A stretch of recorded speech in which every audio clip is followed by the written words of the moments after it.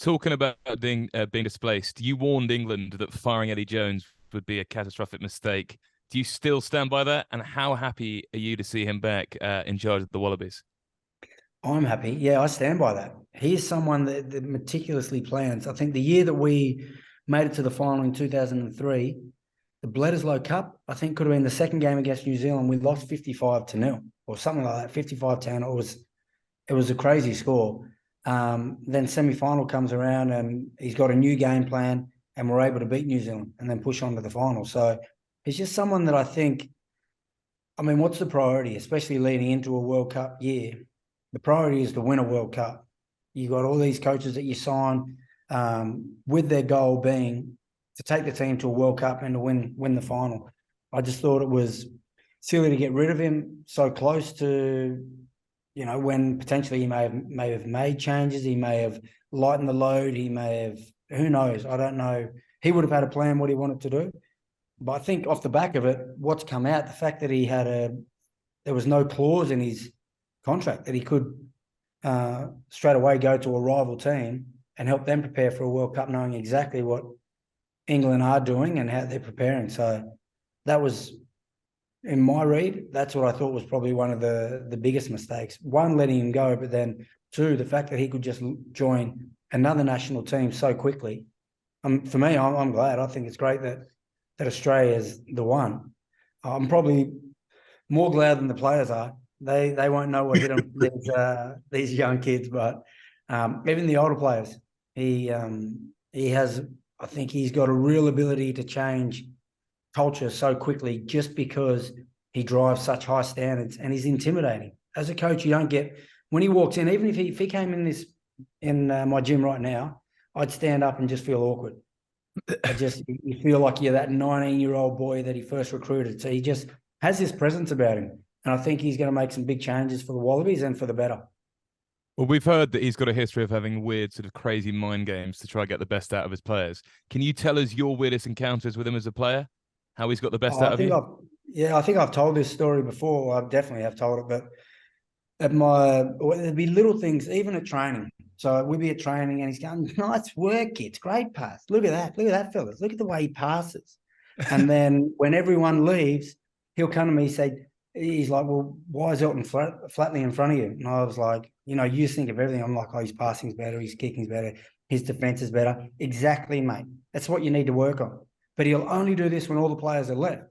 So I'd go back to like dinner afterwards and the boys go, "Oh, here he is, the coach's pet. He loves him." Little do they know that he's obviously riding me and for a good reason, to keep me grounded, make sure that I work hard and to get better as a player. But in the 2003 World Cup, it was my 19th or maybe my 20th, 21st. I don't even know. It was one of my birthdays. And after training, he came and he said, "Gits, I know it's your birthday, mate, but there's no beers." I said, "That's fine. Like, we're in a World Cup prep. I won't drink. Doesn't bother me." Like it wasn't something that I was actually looking forward to or thinking that I'd do. Then later on at night, they brought out the cake. Eddie was there, "Happy birthday." And he's like, "Gits, you want a beer, mate?" And the other senior guys are around. They said, "Oh, yeah, we'll get you a beer." I said, "No, it's all right. I don't want a beer." He's going, "Mate, it's your birthday, mate. Have a beer." I'm just thinking, what do I do here? This guy I know told me not to have a drink. Now in front of the players, he's encouraged me to have a drink. Then the players said, "We'll just get you a beer, don't worry." I said, "Please don't get me a beer. I don't want a beer. Like, I'm just going to have my cake and then I'll go to bed." He says, "He'll have a beer, mate. Get him a beer." So I'm sitting there. They put a Corona down right in front of me. And then I'm like, what do I do here? If I sip this, am I out? And all the players around there having a drink. "Yeah, drink it." I'm like, I can't even remember if I had a drink, but just like those constant games he would have with me, he'd often be just, just little things. Like, it's just always, he'll call you up and he'll say, "How'd you think you played, mate?" And you're like, "Well, I can't say that I played well," even though you may have played well. "Oh, I should have done this better. And, I probably missed that tackle, or I should have kicked better here." He said, "You're being too hard on yourself, mate. You got to have more confidence." But then if you told him, "Oh, mate, I had a great game," thought your defense was pretty ordinary, mate. So it's just like that type of guy just keeps you guessing, keeps you bouncing. and makes you not feel ever too relaxed or comfortable in that environment. So you're always striving and always going to push yourself, to want to be better. So that's what I always enjoyed about Eddie.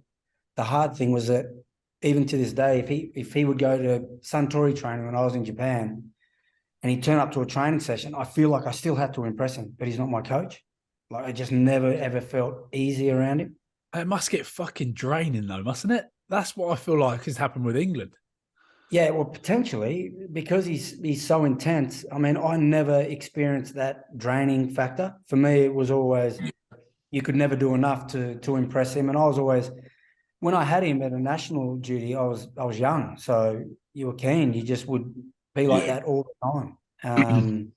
So yeah, I could see your point that it could potentially be draining, but it's certainly, going back to my earlier point that when he comes in, he can change standards. He can change things very quickly, purely off the back of that type of process and that approach that he has. Do you think he's as he's aged, do you reckon he's changed his approach, or do you reckon it's just remained pretty consistent to you? He said he's a lot easier. I interviewed him after the Japan-England game, and I asked him about that. I said, "Oh yeah, after the loss against Argentina, how was the week?" Knowing from my experience what the week would have been like. He said, "No, mate, I've changed, kids. A lot more relaxed with the players, mate." But who knows? I don't know. I don't really want to find out. I don't need to find out anymore. Yeah, exactly. Is he the greatest coach you've ever had? It's hard. He pulled me out of club rugby. So how I first got picked, I was just training with the Australian Sevens team, and I'd just been brought in. And just because Eddie was the national coach, he would go around and train with the 21s, the 16s, and he'd just be present at a session. This was one session he was at. And I don't know what I did or how I trained, but afterwards he told Glenn Eller, who was the manager at the time for Sevens and also the Wallabies backs coach. He said, "I really like that kid, the way he trained." And off the back of that, at the end of that year, I was picked to play. I was playing against England at Twickenham. So he gave me an opportunity to make a 20-year career, basically. So I owe Eddie a lot. But I've had so many great coaches throughout the years, all different approaches. I think from each coach, you always learn something new.